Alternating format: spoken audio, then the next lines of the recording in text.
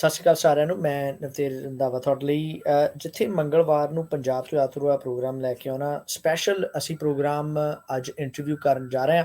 ਸੋ ਆਪਾਂ ਜਾਣਦੇ ਹਾਂ ਕਿ ਅਰੇਂਜਡ ਮੈਰਿਜ ਦਾ ਜਿਹੜਾ ਕਨਸੈਪਟ ਹੈ ਆਪਣੇ ਇੰਡੀਅਨ ਕਲਚਰ ਦੇ ਵਿੱਚ ਬੜੇ ਲੰਬੇ ਸਮੇਂ ਦਾ ਚੱਲ ਰਿਹਾ।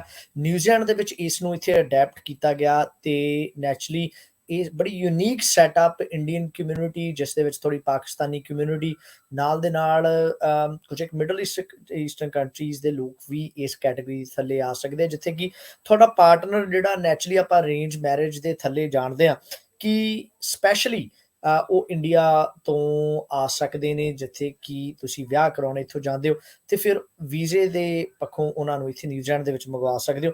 ਇਸ ਦੇ ਵਿੱਚ ਕਾਫੀ ਰੀਸੈਂਟਲੀ ਜਿਹੜੀ ਚੇਂਜਸ ਲਿਆਉਣ ਦੀ ਗੱਲ ਕੀਤੀ ਗਈ, ਇਸ ਨੂੰ ਲੈ ਕੇ ਕਾਫੀ ਅਪਡੇਟਸ ਜਿਹੜੀਆਂ ਅਨਾਉਂਸਮੈਂਟਸ ਆਈਆਂ, ਉਸ ਨੂੰ ਲੈ ਕੇ ਸਾਡੀ ਕਮਿਊਨਿਟੀ ਬਹੁਤ ਜਿਹੜੀ ਹੈ ਉਹ ਸਰਗਰਮ ਹੋਈ ਤੇ ਕਮਿਊਨਿਟੀ ਦੇ ਸਰਗਰਮ ਹੁੰਦਿਆਂ ਕਾਫੀ ਜਿਹੜੇ ਕਮਿਊਨਿਟੀ ਦੇ ਲੀਡਰ ਨੇ ਉਹਨਾਂ ਨੇ ਵੀ ਆਪਣੇ ਵੱਲੋਂ ਇਸ ਨੂੰ ਜਿਹੜਾ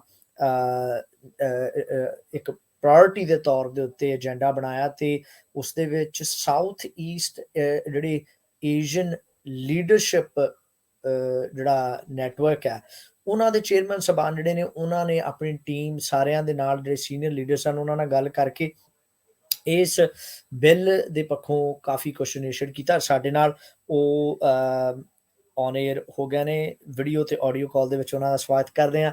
ਸੋ ਸਨੀ ਜੀ, ਥੈਂਕ ਯੂ, ਤੁਸੀਂ ਸਮਾਂ ਕੱਢ ਕੇ ਆਏ ਤੇ ਮੈਨੂੰ ਪਤਾ ਕੋਵਿਡ ਲੈਵਲ 3 ਦੇ ਉੱਤੇ ਕਾਫੀ ਕੁਛ ਜਿਹੜਾ ਆਪਾਂ ਡਿਸਟੈਂਟ ਆਪਣੇ ਇਸ ਸੈਟਅਪ ਦੇ ਰਾਹੀਂ ਕਰ ਸਕਦੇ ਹਾਂ। Thank you for taking time to come on radio spice. So ਕਿਵੇਂ ਚੱਲ ਰਹੀ ਹੈ ਜੀ ਜ਼ਿੰਦਗੀ ਟੂ ਬਿਗਿਨ ਵਿਦ? ਸਤਿ ਸ਼੍ਰੀ ਅਕਾਲ ਨਵਤੇਜ ਜੀ ਤੇ ਤੁਹਾਡੇ ਸਾਰੇ ਦਰਸ਼ਕਾਂ ਨੂੰ, ਸਰੋਤਿਆਂ ਨੂੰ ਮੇਰਾ ਪਿਆਰ ਭਰਾ ਸਤਿ ਸ਼੍ਰੀ ਅਕਾਲ, ਨਮਸਕਾਰ, ਅਸਲਾਮ ਅਲੈਕਮ। ਜਿਵੇਂ ਤੁਸੀਂ ਕਿਹਾ ਕੋਵਿਡ ਟਾਈਮ ਇਹ ਇੱਕ ਐਸਾ ਸਮੇਂ ਤੋਂ ਅਸੀਂ ਗੁਜ਼ਰ ਰਹੇ ਹਾਂ ਕਿ ਜਿਹੜਾ ਸਾਡੇ ਕੰਟਰੋਲ 'ਚ ਬਿਲਕੁਲ ਨਹੀਂ ਹੈ। ਤੁਸੀਂ ਦੇਖੋ ਕਿ ਸਭ ਆਪਣੀ ਤਰਫੋਂ ਪੂਰੀ ਕੋਸ਼ਿਸ਼ ਕਰ ਰਹੇ ਹੈ, ਭਾਵੇਂ ਉਹ ਬਿਜ਼ਨੈਸਿਸ ਹੈਗੇ ਜਾਂ ਕਮਿਊਨਿਟੀਜ਼ ਹੈਗੀਆਂ, ਲੇਕਿਨ ਇਹ ਇੱਕ ਐਸਾ ਵਾਇਰਸ ਹੈਗਾ ਜਿਹੜਾ ਕਿ ਕਾਫੀ ਆਪਣੇ ਆਪ ਨੂੰ ਚੇਂਜ ਕਰਦਾ ਬਾਰ-ਬਾਰ ਤੇ ਹੁਣ ਇਹਦਾ ਇਲਾਜ ਇੱਕ ਇਹੋ ਹੈਗਾ ਟੂ ਦੀ ਬੈਸਟ ਅਸੀਂ ਸਾਰੇ ਆਪਣੇ ਜਿਹੜੇ ਵੈਕਸੀਨੇਸ਼ਨ ਕਰਵਾਈਏ ਸੋ ਦੈਟ ਇਹਨਾਂ ਨੂੰ ਇਸ ਚੀਜ਼ ਨੂੰ ਫੈਲਣ ਤੋਂ ਰੋਕਿਆ ਜਾ ਸਕੇ, ਜਿਹਦੇ ਨਾਲ ਅਸੀਂ ਖੁਦ ਵੀ ਸੇਫ ਆਵਾਂਗੇ, ਆਪਣੇ ਪਰਿਵਾਰਾਂ ਨੂੰ ਵੀ ਸੇਫ ਕਰ ਸਕਾਂਗੇ ਤੇ ਕਮਿਊਨਿਟੀ ਨੂੰ ਵੀ ਸੇਫ ਕਰ ਸਕਾਂਗੇ। ਲੇਕਿਨ ਜਿਹੜਾ ਨੁਕਸਾਨ ਇਕਨੋਮਿਕ ਪੁਆਇੰਟ ਆਫ ਵਿਊ ਤੋਂ ਹੋ ਰਿਹਾ ਹੈ, ਬਿਜ਼ਨੈਸਿਸ ਦਾ ਨੁਕਸਾਨ ਹੋ ਰਿਹਾ ਹੈ, ਕਾਫੀ ਲੋਕਾਂ ਨੂੰ ਮੈਂਟਲ ਹੈਲਥ ਤੇ ਇਫੈਕਟ ਪੈ ਰਿਹਾ ਘਰ ਬੈਠੇ ਬੈਠੇ, ਔਰ ਅਦਰਵਾਈਜ਼ ਕਈ ਚੀਜ਼ਾਂ ਹੋਰ ਦਿਮਾਗ ਚਲਦੀਆਂ ਪਈਆਂ। ਸੋ ਇਹਦਾ ਕੁਛ ਇੱਕਦਮ ਕੋਈ ਇਲਾਜ ਨਜ਼ਰ ਨਹੀਂ ਆਉਂਦਾ, ਇਹ ਕਾਫੀ ਇੱਕ ਅਨਨੋਨ ਟੈਰੀਟਰੀ ਹੈਗੀ ਹੈ ਜੀ।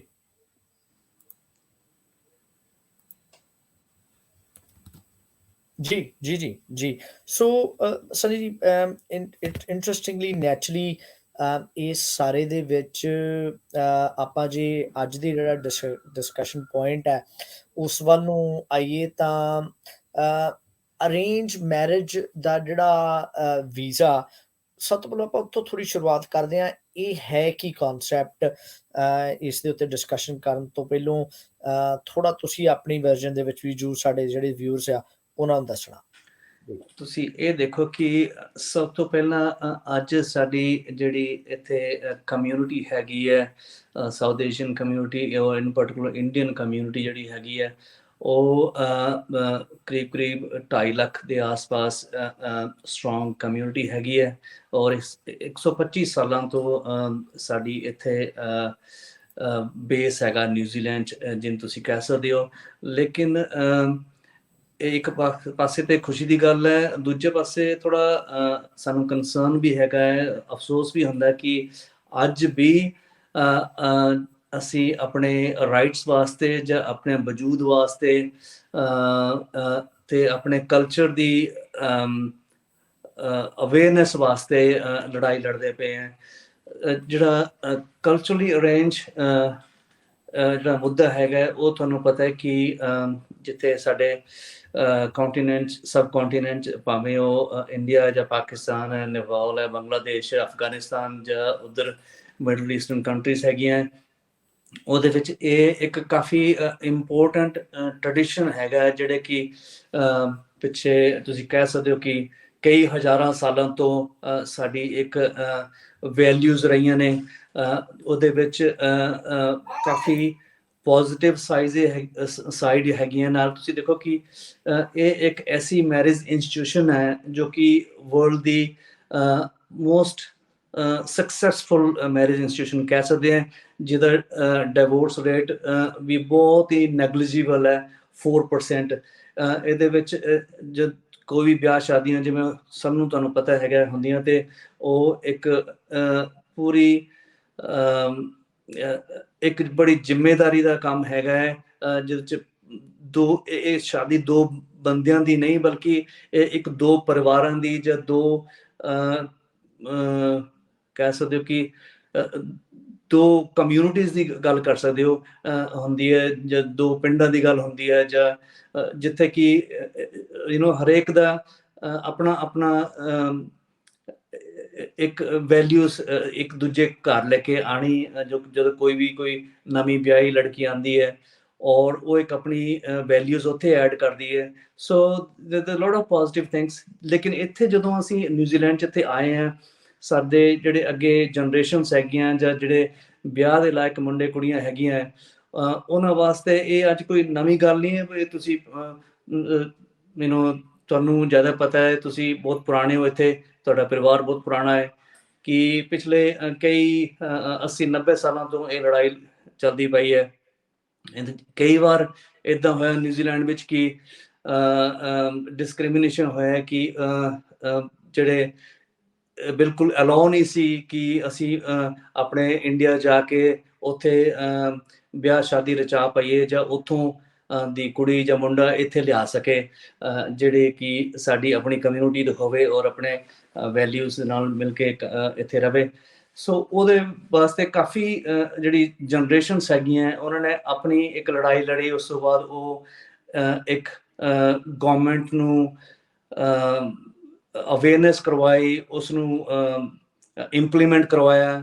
ਲੇਕਿਨ ਫਿਰ ਟਾਈਮ ਟੂ ਟਾਈਮ ਹਰ 10-20 ਸਾਲਾਂ ਬਾਅਦੋਂ ਐਸੇ ਝਟਕੇ ਫੇਰ ਲੱਗ ਜਾਂਦੇ ਆ, ਕਿ ਹੁਣ ਜਿਵੇਂ ਤੁਸੀਂ ਦੇਖਿਆ ਹੋਇਆ ਕਿ 2-3 ਸਾਲ ਪਹਿਲਾਂ ਦੀ ਗੱਲ ਹੈਗੀ ਹੈ, ਜਦੋਂ ਪੋਲੀਟੀਕਲ ਇੰਟਰਫੇਰੈਂਸ ਹੋਈ ਸੀਗੀ ਸਾਡੇ ਪਰਟੀਕੂਲਰ ਇਸ ਮੁੱਦੇ ਵਾਸਤੇ, ਔਰ ਹੋਰ ਵੀ ਜਿਹੜੇ ਵੀਜ਼ੇ ਸੀਗੇ, ਭਾਵੇਂ ਉਹ ਪਾਰਟਨਰਸ਼ਿਪ ਵੀਜ਼ਾ ਹੋਵੇ ਜਾਂ ਪੇਰੈਂਟਲ ਵੀਜ਼ਾ ਹੋਵੇ, ਸਟੂਡੈਂਟਸ ਵੀਜ਼ਾ ਹੋਵੇ। ਲੇਕਿਨ ਜਿਹੜੀ ਕਲਚਰਲੀ ਅਰੇਂਜ ਮੈਰਿਜ ਵੀਜ਼ਾ ਵਾਸਤੇ ਜ਼ਿਆਦਾ ਸਵਾਲ ਉਠਾਏ ਗਏ ਸੀਗੇ।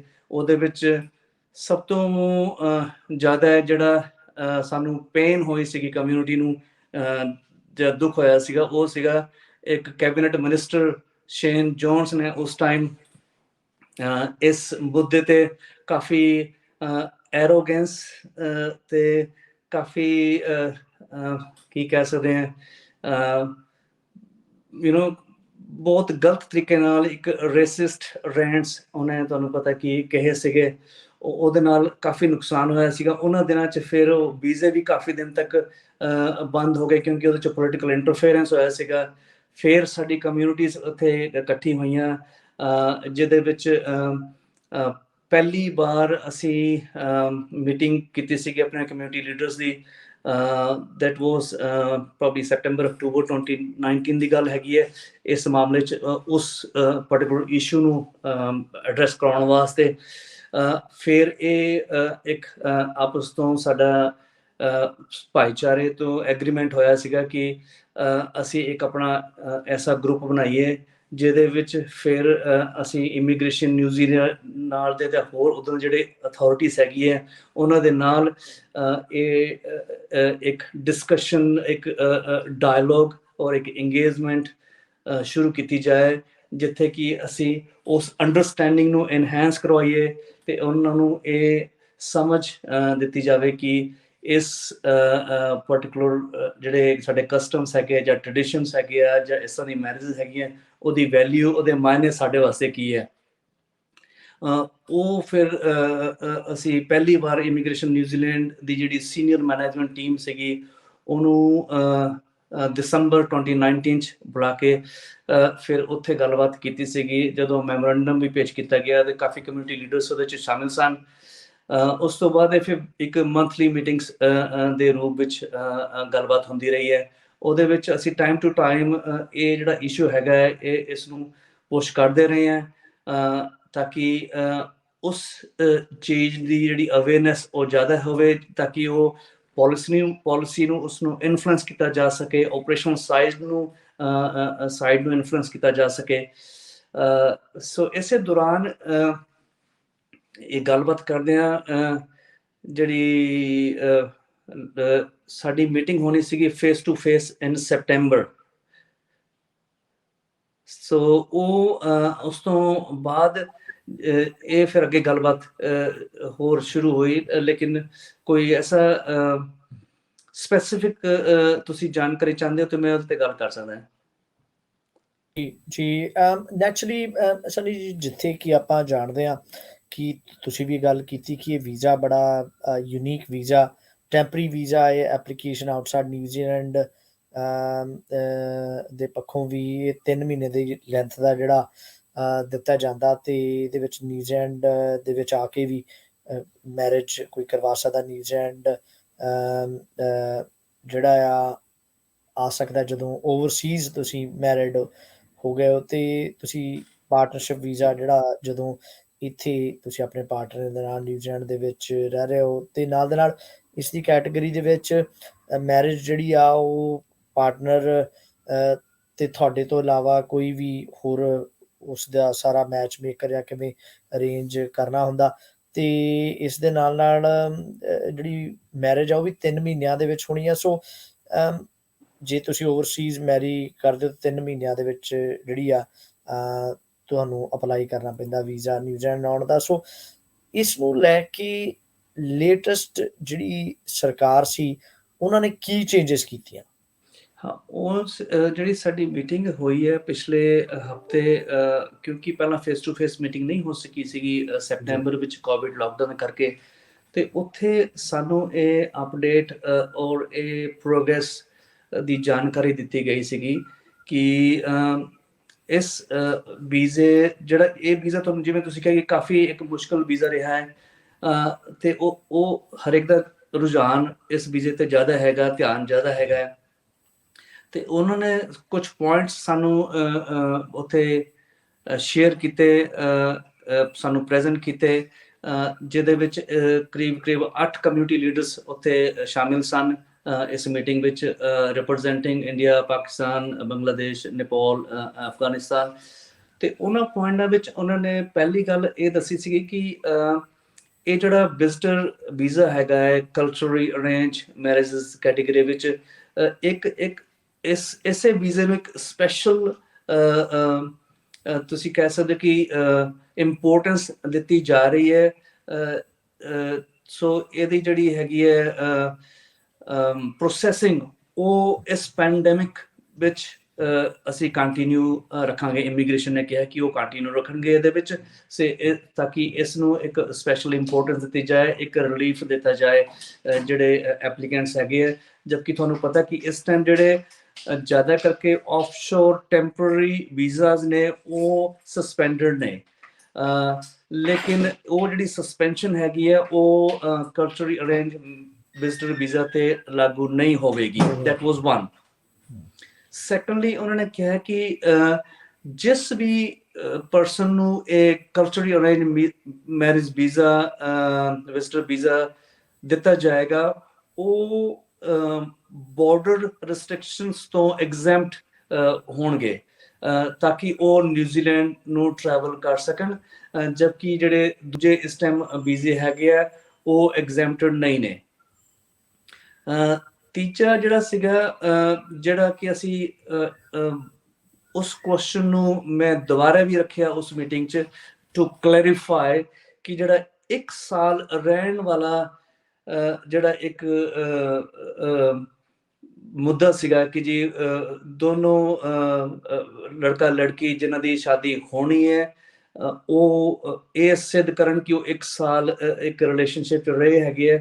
ਉਹਦੇ ਵਿੱਚ ਕਾਫੀ ਕਨਫਿਊਜ਼ਨ ਸੀਗਾ ਉਸ ਮਾਮਲੇ ਦੇ ਵਿੱਚ ਉਹਦਾ ਕਨਫਿਊਜ਼ਨ ਤੁਹਾਨੂੰ ਬੈਕਗਰਾਉਂਡ ਇਹ ਦੱਸਦਾ ਕਿ ਇਸ ਵੀਜ਼ੇ ਤਹਿਤ ਕੈਮ ਜਿਹੜਾ ਵਿਜ਼ਟਰ ਵੀਜ਼ਾ ਤਹਿਤ ਅਗਰ ਤੁਸੀਂ ਗਵਰਨਮੈਂਟ ਦੀ ਫੈਕਟ ਸ਼ੀਟ ਉਠਾ ਕੇ ਦੇਖੋ ਅੱਜ ਦੀ ਡੇਟ ਵਿੱਚ ਇਹ ਵੀਜ਼ਾ ਐਵਰੇਜ ਪਿਛਲੇ 5 ਸਾਲਾਂ ਵਿੱਚ ਇਹਦੀ ਡਿਕਲਾਈਨ ਰੇਟ 69% ਰਿਹਾ ਹੈ। ਇਹਦਾ ਮਤਲਬ ਕਿ ਮੈਜੋਰਿਟੀ ਵੀਜ਼ੇ ਇਹ ਡਿਕਲਾਈਨ ਹੀ ਕੀਤੇ ਗਏ ਨੇ ਬਜਾਏ ਪਾਸ ਹੋਣ ਤੋਂ। ਉਹਦੇ ਵਿੱਚ ਜਿਹੜੇ ਐਪਲੀਕੈਂਟਸ ਹੈਗੇ ਆ ਜਾਂ ਜਿਨ੍ਹਾਂ ਦੇ ਵੀਜ਼ੇ ਡਿਕਲਾਈਨ ਹੋਏ ਹੈ ਉਹਨਾਂ ਨੇ ਸਾਨੂੰ ਖੁਦ ਦੱਸਿਆ ਜਾਂ ਹਜੇ ਵੀ ਦੱਸਦੇ ਪਏ ਹੈ ਜਿਹੜੇ ਹਜੇ ਵੀ ਇੱਥੇ ਕੇਸਿਸ ਹੈਗੇ ਨਿਊਜ਼ੀਲੈਂਡ ਵਿੱਚ ਕਿ ਉਹਨਾਂ ਨੂੰ ਇਹ ਬਾਰ-ਬਾਰ ਇਮੀਗ੍ਰੇਸ਼ਨ ਆਫਿਸਰਸ ਵੱਲੋਂ ਪੁੱਛਿਆ ਗਿਆ ਹੈ ਕਿ ਤੁਸੀਂ ਪਹਿਲਾਂ ਉਹ ਇੱਕ ਸਾਨੂੰ ਪ੍ਰੂਫ ਭੇਜੋ 1 ਸਾਲ ਵਾਲਾ। ਸੋ ਮੈਂ ਇਹ ਫਿਰ ਚੀਜ਼ ਨੂੰ ਕਲੈਰੀਫਾਈ ਕਰਨ ਵਾਸਤੇ ਕਿਹਾ ਸੀਗਾ ਮੀਟਿੰਗ ਵਿੱਚ ਕਿ ਉਹ ਚੀਜ਼ ਇਸ ਤੇ ਲਾਗੂ ਤਾਂ ਨਹੀਂ ਹੋਏਗੀ ਫਿਰ ਤਾਂ ਕਿ ਇਹ ਵੀਜ਼ੇ ਜਿਹੜੇ ਹੈਗੇ ਇਸ ਨੂੰ ਕੈਂਸਲ ਨਾ ਕੀਤਾ ਜਾਏ, ਡਿਕਲਾਈਨ ਨਾ ਕੀਤਾ ਜਾਏ। ਤੇ ਉਹਨਾਂ ਦਾ ਇਹ ਕਹਿਣਾ ਸੀਗਾ ਕਿ ਜਿਹੜੇ ਬਾਕੀ ਪਾਰਟਨਰਸ਼ਿਪ ਰਿਲੇਟਡ ਵੀਜ਼ੇ ਹੈਗੇ ਆ ਉਹ ਤੇ ਆਫ ਕੋਰਸ 1 ਸਾਲ ਇਕੱਠੇ ਰਹਿਣ ਵਾਲੀ ਉਹ ਸ਼ਰਤ ਰੱਖੀ ਜਾਂਦੀ ਹੈ, ਲੇਕਿਨ ਜਿਹੜਾ cultural arrange marriage visitor visa ਹੈਗਾ ਇਹਦੇ ਤੇ ਉਹ ਸ਼ਰਤ ਲਾਗੂ ਨਹੀਂ ਹੋਏਗੀ, ਉਹਦੇ ਤੇ ਨਹੀਂ ਪ੍ਰੈਸ਼ਰ ਨਹੀਂ ਪਾਇਆ ਜਾਏਗਾ। ਅਦਰਵਾਈਜ਼ ਕਪਲਸ ਨੂੰ ਇਹ ਇੱਕ ਪ੍ਰੂਫ ਦੇਣਾ ਪੈਂਦਾ ਕਿ ਉਹ ਇੱਕ ਜੈਨੂਇਨ ਔਰ ਸਟੇਬਲ ਮੈਰਿਜ ਵਿੱਚ ਹੈਗੇ ਹੈ ਬਿਫੋਰ ਉਹਨਾਂ ਨੂੰ ਉਹ ਵੀਜ਼ਾ ਦਿੱਤਾ ਜਾਏ। ਸੋ ਇਹ ਸਾਡੀ ਅੰਡਰਸਟੈਂਡਿੰਗ ਸੀਗੀ। ਲੇਕਿਨ ਉਹਦੇ ਨਾਲ ਹੀ ਜਦੋਂ ਮੈਂ ਉਹਨਾਂ ਨੂੰ ਦੁਬਾਰਾ ਇਸ ਚੀਜ਼ ਨੂੰ ਕਲੈਰੀਫਾਈ ਕਰਨ ਵਾਸਤੇ ਕਿਹਾ ਤੇ ਉਹਨਾਂ ਨੇ ਕਿਹਾ ਕਿ ਜਸਟ ਦੇਖੋ ਜਦੋਂ ਉਹ ਕੈਂਪ ਵੀਜ਼ਾ ਤਹਿਤ ਇੱਥੇ ਕੋਈ ਲੜਕਾ ਜਾਂ ਲੜਕੀ ਨਿਊਜ਼ੀਲੈਂਡ 'ਚ ਆਉਂਦੇ ਨੇ ਪਹਿਲੀ ਗੱਲ ਤੇ ਵਿਦਨ 3 ਮੰਥਸ ਉਹਨਾਂ ਨੂੰ ਉਹ ਚੀਜ਼ ਫਾਈਲ ਕਰਨੀ ਪੈਣੀ ਹੈ, ਐਪਲੀਕੇਸ਼ਨ ਫਾਈਲ ਕਰਨੀ ਪੈਣੀ ਹੈ within 3 months of marriage. Secondly ਜਦੋਂ ਇੱਥੇ ਉਹ ਆਉਂਦੇ ਨੇ then they can live together. Then after a few months they can apply for ਜਿਹੜਾ temporary partnership visa and ਉਸ ਤੋਂ few months ਬਾਅਦ ਉਹ residency ਵਾਸਤੇ visa ਵਾਸਤੇ apply ਕਰ ਸਕਦੇ ਨੇ without giving that ਜਿਹੜਾ ਪ੍ਰੂਫ ਸੀਗਾ ਉਹ 1 ਸਾਲ ਇਕੱਠੇ ਰਹਿਣ ਵਾਲਾ। ਸੋ ਉਹ ਇੱਕ ਸਾਡੇ ਵਾਸਤੇ ਕਾਫੀ ਖੁਸ਼ੀ ਦੀ ਗੱਲ ਸੀਗੀ ਜਿਹੜੀ ਸਾਨੂੰ ਸਮਝ ਆਈ ਹੈ। ਉਹਦਾ ਰੀਜ਼ਨ ਇਹ ਸੀਗਾ ਕਿਉਂਕਿ ਸਾਡੀ ਕਮਿਊਨਿਟੀਜ਼ ਜਿਹੜੀਆਂ ਹੈਗੀਆਂ ਨੇ ਸਾਊਥ ਏਸ਼ੀਅਨ ਕਮਿਊਨਿਟੀਜ਼ ਉਹਦੇ ਵਿੱਚ ਜਿਹੜਾ ਸਾਡੀ ਵੈਲਿਊਜ਼ ਹੈਗੀ ਹੈ ਜਾਂ ਜਿਹੜਾ ਸਾਡਾ ਟ੍ਰੈਡੀਸ਼ਨ ਹੈ ਉਹ ਲੜਕਾ ਲੜਕੀ ਨੂੰ ਸ਼ਾਦੀ ਤੋਂ ਪਹਿਲਾਂ ਇਕੱਠੇ ਰਹਿਣ ਦੀ ਇਜਾਜ਼ਤ ਨਹੀਂ ਦਿੰਦਾ, ਉਹ ਇੱਕ ਇਨਐਪਰੋਪ੍ਰੀਏਟ ਮੰਨਿਆ ਜਾਂਦਾ ਹੈ। ਨੈਕਸਟ ਪੁਆਇੰਟ ਜਿਹੜਾ ਉੱਥੇ ਹਾਈਲਾਈਟ ਕੀਤਾ ਗਿਆ ਉਹਨੇ ਕਿਹਾ ਸੀ ਕਿ ਜਦੋਂ ਕੋਈ ਵੀ ਐਪਲੀਕੈਂਟ ਜੋ ਕਿ ਆਲਰੇਡੀ ਮੈਰਿਡ ਹੈਗਾ ਹੈ ਜਾਂ ਜਿਸ ਦੀ ਸ਼ਾਦੀ ਹੋਣ ਵਾਲੀ ਹੈ ਜਾਂ ਇੱਥੇ ਨਿਊਜ਼ੀਲੈਂਡ ਵਿੱਚ ਕਰਨਾ ਚਾਹੁੰਦਾ ਹੈ ਉਹਨਾਂ ਨੂੰ 6 ਮਹੀਨੇ ਦਾ ਟਾਈਮ ਦਿੱਤਾ ਜਾਏਗਾ to make their first entry into New Zealand, ਜੋ ਕਿ ਪਹਿਲਾਂ 6 ਮਹੀਨੇ ਨਹੀਂ ਹੁੰਦਾ ਸੀ, ਪਹਿਲਾਂ 3 ਮਹੀਨੇ ਹੁੰਦਾ ਸੀਗਾ ਉਹ। ਸੋ ਇਹ ਜਿਹੜੀ ਸਾਨੂੰ ਚੇਂਜ ਦੱਸੀ ਗਈ ਹੈ। ਉਸ ਤੋਂ ਬਾਅਦ ਇਹ ਵੀ ਕਿਹਾ ਗਿਆ ਸੀਗਾ ਕਿ ਅੰਡਰ ਦਿਸ ਗਾਈਡਲਾਈਨਸ ਜਦੋਂ ਕੋਈ ਵੀ ਇੰਡੀਵਿਜੂਅਲ ਇੱਥੇ ਨਿਊਜ਼ੀਲੈਂਡ ਨੂੰ ਸਫਰ ਟਰੈਵਲ ਕਰਦਾ ਹੈ ਟੂ ਜੁਆਇਨ देयर ਪਾਰਟਨਰ, ਸੋ ਉਸ ਨੂੰ ਇੱਕ ਜੈਨੂਇਨ ਐਪਲੀਕੈਂਟ ਕੰਸੀਡਰ ਕੀਤਾ ਜਾਏਗਾ ਜੋ ਅਗਰ ਉਹ ਜਿਹੜੇ ਬਾਕੀ conditions like health and character ਨੂੰ ਪੂਰਾ ਕਰਦੇ ਨੇ। ਸੋ ਇਹ ਇੱਕ ਉਹਨਾਂ ਤਰਫੋਂ ਇਸ ਤਰ੍ਹਾਂ ਪੇਸ਼ ਕੀਤਾ ਗਿਆ ਜਿਵੇਂ ਕਿ ਇੱਕ ਕਾਫੀ ਰਾਹਤ ਜਾਂ ਕਾਫੀ ਇਸ ਨੂੰ ਸੌਫਟ ਕੀਤਾ ਜਾ ਰਿਹਾ ਹੈ ਜਾਂ ਇੱਕ ਪ੍ਰੋਗਰੈਸ ਵੇ ਹੈਗਾ, ਉਸ ਨੂੰ ਅਸੀਂ ਆਬਵੀਅਸਲੀ ਕਾਫੀ ਪੋਜ਼ਿਟਿਵਲੀ ਲਿੱਤਾ ਹੈ।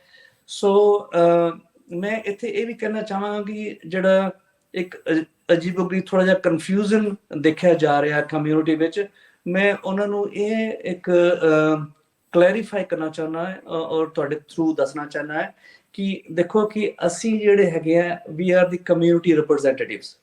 ਅਸੀਂ ਪ੍ਰੋਫੈਸ਼ਨਲ ਨਾ ਤੇ ਇਮੀਗ੍ਰੇਸ਼ਨ ਲਾਇਰ ਹੈਗੇ ਨਾ ਅਸੀਂ ਐਡਵਾਈਜ਼ਰਸ ਹੈਗੇ ਆ।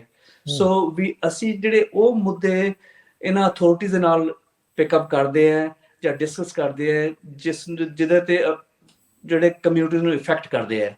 So we have to accept and take authorities on their face value. ਜੀ ਜੋ ਵੀ ਸਾਨੂੰ ਇਨਫੋਰਮੇਸ਼ਨ ਦਿੱਤੀ ਜਾਂਦੀ ਹੈ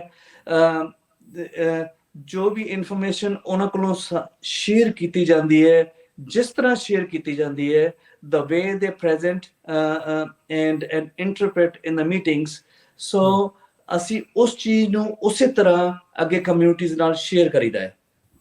ਠੀਕ ਹੈ ਜੀ। ਸੋ ਅਗਰ ਕੋਈ ਵੀ ਕਿਤੇ ਕੋਈ ਕਨਫਿਊਜ਼ਨ ਹੋਵੇ ਜਾਂ ਮਿਸਅੰਡਰਸਟੈਂਡਿੰਗ ਹੋਵੇ ਜਾਂ ਕਿਸੇ ਦੇ ਕੋਈ ਕੁਆਰੀਜ਼ ਹੋਣ, ਸੋ ਉਹ ਕੁਆਰੀਜ਼ ਜਿਹੜੀਆਂ ਹੈਗੀਆਂ ਉਹ ਇਮੀਗ੍ਰੇਸ਼ਨ ਨਿਊਜ਼ੀਲੈਂਡ ਨੂੰ ਡਾਇਰੈਕਟ ਕੀਤੀਆਂ ਜਾ ਸਕਦੀਆਂ, ਦੈਨ ਉਹਨਾਂ ਨੂੰ ਜਵਾਬ ਦੇਣਾ ਚਾਹੀਦਾ ਹੈ ਅਗਰ ਕੋਈ ਵੀ ਮਿਸਅੰਡਰਸਟੈਂਡਿੰਗ ਹੋਵੇ ਜਾਂ ਕੋਈ ਵੀ ਕਲੈਰੀਫਿਕੇਸ਼ਨ ਹੋਵੇ।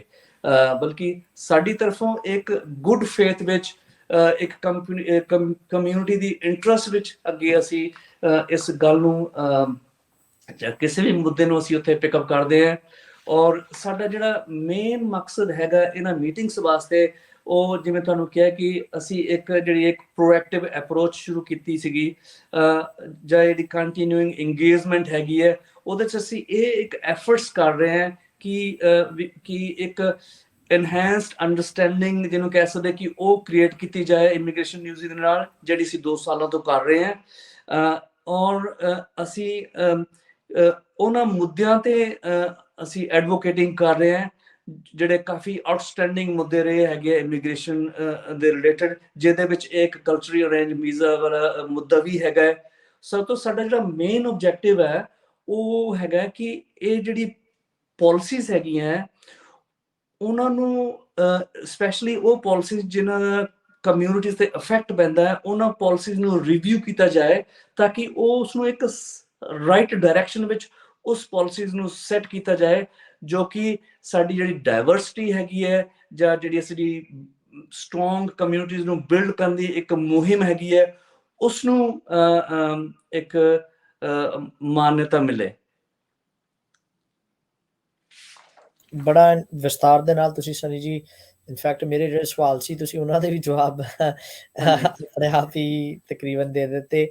ਤੇ ਸੋ ਜਿਹੜੀ ਰੀਸੈਂਟ ਨੈਚੁਰਲੀ ਥੋੜੀ ਕਮਿਊਨਿਟੀ ਦੇ ਵਿੱਚ ਇਸ ਤੁਸੀਂ ਜਿਹੜੀ ਨਿਊਜ਼ ਪਾਈ ਸੀ ਉਸ ਨੂੰ ਲੈ ਕੇ ਜਿਹੜੇ ਚੈਲੰਜਸ ਆਏ ਸੀ, ਨੈਚੁਰਲੀ ਤੁਸੀਂ ਕਹਿ ਰਹੇ ਹੋ ਕਿ ਉਸ ਦੀ ਅੰਡਰਸਟੈਂਡਿੰਗ ਬੀਇੰਗ ਤੁਸੀਂ ਪ੍ਰੋਫੈਸ਼ਨਲ ਨਹੀਂ ਹੈਗੇ, ਆਪਣੇ ਓਵਰਆਲ ਕਮਿਊਨਿਟੀ ਦੀ ਐਡਵੋਕੇਸੀ ਕਰ ਰਹੇ ਆ, ਤੇ ਉਸ ਦੇ ਵਿੱਚ ਇੰਟਰਕਟ ਜਿਹੜੀਆਂ ਡੀਟੇਲਸ ਆ ਉਹ ਪ੍ਰੋਫੈਸ਼ਨਲ ਟੂ ਪ੍ਰੋਫੈਸ਼ਨਲ ਹੀ ਉਹ ਨੈਚੁਰਲੀ ਕਰ ਸਕਦਾ ਰਾਦਰ ਦੈਨ ਕਿ ਕਮਿਊਨਿਟੀ ਦਾ ਜਿਹੜਾ ਲੀਡਰ ਹੈ। ਸੋ ਇਸ ਨੂੰ ਲੈ ਕੇ ਹੁਣ ਸਿਚੁਏਸ਼ਨ ਮੂਵਿੰਗ ਫਾਰਵਰਡ ਆਪਾਂ ਕਿੱਧਰ ਨੂੰ ਲੈ ਕੇ ਜਾ ਰਹੇ ਹਾਂ? ਆਖਰੀ ਜਿਹੜਾ ਸਵਾਲ ਜੀ ਉਹਦੇ ਵਿੱਚ ਇਹ ਹੈਗੀ ਕਿ ਜਿਸ ਤਰ੍ਹਾਂ ਸਿਰਫ ਕੱਲੇ ਅਸੀਂ ਨਹੀਂ ਬਲਕਿ ਹੋਰ ਵੀ ਕਈ ਇਸ ਤਰ੍ਹਾਂ ਲਾਈਕ ਮਾਈਂਡਡ ਜਾਂ ਸੇਮ ਮੁੱਦੇ ਤੇ ਸਿਮਿਲਰ ਮੁੱਦਿਆਂ ਤੇ ਫੋਕਸ ਗਰੁੱਪਸ ਹੈਗੇ ਆ, ਡਿਫਰੈਂਟ ਕਮਿਊਨਿਟੀਜ਼ ਤੇ ਡਿਫਰੈਂਟ ਪ੍ਰੋਫੈਸ਼ਨਲ ਗਰੁੱਪਸ ਵੀ ਹੈਗੇ ਆ।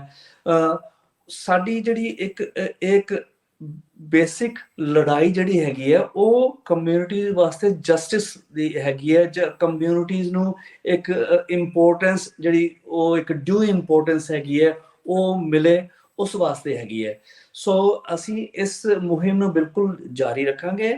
ਔਰ ਇਹਦੇ ਨਾਲ ਨਾਲ ਇੱਕ ਲੈਸਨ ਵੀ ਹੈਗਾ ਹੈ ਕਿ ਜਿਹੜਾ ਕਿ ਇਮੀਗ੍ਰੇਸ਼ਨ ਨਿਊਜ਼ੀਲੈਂਡ ਨੂੰ ਵੀ ਸਮਝਣਾ ਚਾਹੀਦਾ ਹੈ ਕਿ ਅਗਰ ਉਹ ਜਦੋਂ ਕੋਈ ਵੀ ਇਨਫੋਰਮੇਸ਼ਨ ਪਾਸ ਔਨ ਕਰਦੇ ਹੈ there should be absolute clarity, ਤਾਂ ਕਿ ਉਹ ਫਿਰ ਉਸੇ ਤਰ੍ਹਾਂ ਜਿਹੜੀ ਉਸ ਇਨਫੋਰਮੇਸ਼ਨ ਨੂੰ ਕਮਿਊਨਿਟੀਜ਼ ਨੂੰ ਜਾਂ ਪਾਸ ਔਨ ਕੀਤਾ ਜਾ ਸਕੇ ਔਰ ਕਮਿਊਨਿਟੀਜ਼ ਨੂੰ ਉਸਦਾ ਬੈਨੀਫਿਟ ਮਿਲੇ। ਐਂਡ ਅਸੀਂ ਇਹ ਚਾਹਾਂਗੇ ਕਿ ਜਿਹੜੀ ਜੋ ਵੀ ਪਿੱਛੇ ਡਿਸਕ੍ਰਿਮੀਨੇਸ਼ਨਸ ਰਹੀਆਂ ਹੈਗੀਆਂ ਉਹ ਉਹਨਾਂ ਨੂੰ ਖਤਮ ਕੀਤਾ ਜਾਏ, ਤੇ ਸਾਡੇ ਜਿਹੜਾ ਇੱਕ ਡਿਊ ਤੁਸੀਂ ਕਹਿ ਸਕਦੇ ਹੋ ਕਿ how would I put it, Punjabi ਚ ਜਿਹਨੂੰ ਕਹਿੰਦੇ ਕਿ ਵੀ ਅਸੀਂ ਉਸ ਚੀਜ਼ ਨੂੰ ਜਿਹੜਾ ਆਪਣਾ ਹੱਕ ਹੈਗਾ ਹੈ, ਜਿਹੜਾ ਹੱਕ ਹੈਗਾ ਹੈ ਉਹ ਸਾਨੂੰ ਇੱਕ ਬਰਾਬਰ ਦਾ ਹੱਕ ਮਿਲੇ, ਇੱਕ ਇਕੁਅਲ ਅਪੋਰਚੁਨਿਟੀ ਮਿਲੇ, ਔਰ ਸਾਨੂੰ ਇੱਕ ਥਰਡ ਕਲਾਸ ਸਿਟੀਜ਼ਨਸ ਦੇ ਵਾਂਗੂ ਨਾ ਟ੍ਰੀਟ ਕੀਤਾ ਜਾਏ। ਜਿਹੜੀ ਸਾਡੀ ਟ੍ਰੈਡੀਸ਼ਨਸ ਹੈਗੇ ਆ, ਕਸਟਮਸ ਹੈਗੇ ਆ, ਵੈਲਿਊਜ਼ ਹੈਗੇ ਆ, ਉਹਨਾਂ ਨੂੰ ਵੀ ਵੈਲਿਊ ਮਿਲੇ, ਉਹਨਾਂ ਨੂੰ ਵੀ ਇੰਪੋਰਟੈਂਸ ਮਿਲੇ, ਕਿਉਂਕਿ ਨਿਊਜ਼ੀਲੈਂਡ ਹੁਣ ਇੱਕ ਉਹ ਵਾਲਾ ਨਿਊਜ਼ੀਲੈਂਡ ਨਹੀਂ ਰਿਹਾ ਜਿਹੜਾ ਪਹਿਲਾਂ 50 ਸਾਲ ਹੁੰਦਾ ਸੀਗਾ, 60 ਸਾਲ ਪਹਿਲਾਂ ਹੁੰਦਾ ਸੀਗਾ। It's a very different New Zealand, very diverse New Zealand. So ਅਸੀਂ ਮਿਲ ਕੇ ਜਿਹੜਾ ਹੈਗਾ ਉਹ ਅਸੀਂ ਇਸ ਚੀਜ਼ ਨੂੰ ਅਚੀਵ ਕਰ ਸਕਦੇ ਹਾਂ। ਔਰ ਮੇਰੀ ਕਮਿਊਨਿਟੀ ਥੈਂਕ ਯੂ ਨੂੰ ਵੈਰੀ ਇੱਕ ਮਚ ਸਨੀ। ਦਰਖਾਸਤ ਹੈਗੀ ਹੈ ਕਿ ਤੁਸੀਂ ਸਾਨੂੰ ਸਪੋਰਟ ਕਰੋ। ਅਸੀਂ ਕੋਈ ਵੀ ਕੋਸ਼ਿਸ਼ ਕਰਦੇ ਹਾਂ ਉਹ ਅਸੀਂ ਕਮਿਊਨਿਟੀਜ਼ ਵਾਸਤੇ ਕੋਸ਼ਿਸ਼ ਕਰ ਰਹੇ ਹਾਂ, ਇੱਕ ਅਸੀਂ ਵੋਲੰਟਰੀ ਕੋਸ਼ਿਸ਼ ਕਰ ਰਹੇ ਹਾਂ, ਔਰ ਇੱਕ ਸਾਡਾ ਇੱਕ ਬਹੁਤ ਵੱਡਾ ਫਰਜ਼ ਹੈਗਾ ਹੈ ਜਿਹੜਾ ਅਸੀਂ ਨਿਭਾਵਾਂਗੇ, ਤੇ ਸਾਨੂੰ ਤੁਹਾਡੀ ਸਪੋਰਟ ਦੀ ਲੋੜ ਹੈਗੀ ਹੈ। ਉਹਦੇ ਵਿੱਚ ਸਾਨੂੰ ਕਈ ਅੱਗੇ ਮੁਸ਼ਕਲਾਂ ਵੀ ਆਉਣਗੀਆਂ, ਆਉਂਦੀਆਂ ਵੀ ਹੈ, ਪਿੱਛੇ ਵੀ ਆਈਆਂ ਹੈਗੀਆਂ, ਐਂਡ ਅਸੀਂ ਉਹ ਮੁਸ਼ਕਲਾਂ ਨੂੰ ਪਾਸ ਕਰ ਸਕਦੇ, ਐਸੀ ਕੋਈ ਗੱਲ ਨਹੀਂ ਹੈ। ਬਹੁਤ ਬਹੁਤ ਸ਼ੁਕਰੀਆ, thank you very much Sunny ਜੀ, ਬਹੁਤ ਵਧੀਆ ਲੱਗਿਆ ਤੁਹਾਡੇ ਨਾਲ ਗੱਲ ਕਰਕੇ, ਤੇ ਤੁਹਾਡੇ ਨਾਲ ਇਸ ਮੁੱਦੇ ਦੇ ਉੱਤੇ ਖੁੱਲ ਕੇ ਇੱਕ ਵਾਰ ਫਿਰ ਦੁਬਾਰਾ ਅਸੀਂ ਇਨ ਟੱਚ ਹੋਵਾਂਗੇ ਅਪਡੇਟ ਲੈਣ ਦੇ ਲਈ।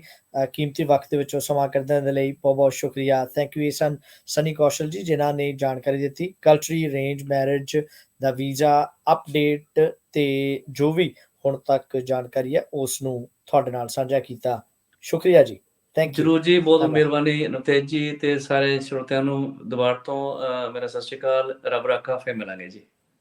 ਥੈਂਕ ਯੂ ਜੀ, ਸ਼ੁਕਰੀਆ। ਅਸੀਂ ਇਸ ਟ੍ਰਾਂਸਮਿਸ਼ਨ ਨੂੰ ਇੱਥੇ ਖਤਮ ਕਰਦੇ ਹਾਂ, ਤੇ ਕੋਈ ਵੀ ਫੀਡਬੈਕ ਤੁਸੀਂ ਸਾਨੂੰ info@radiospice.co.nz ਦੇ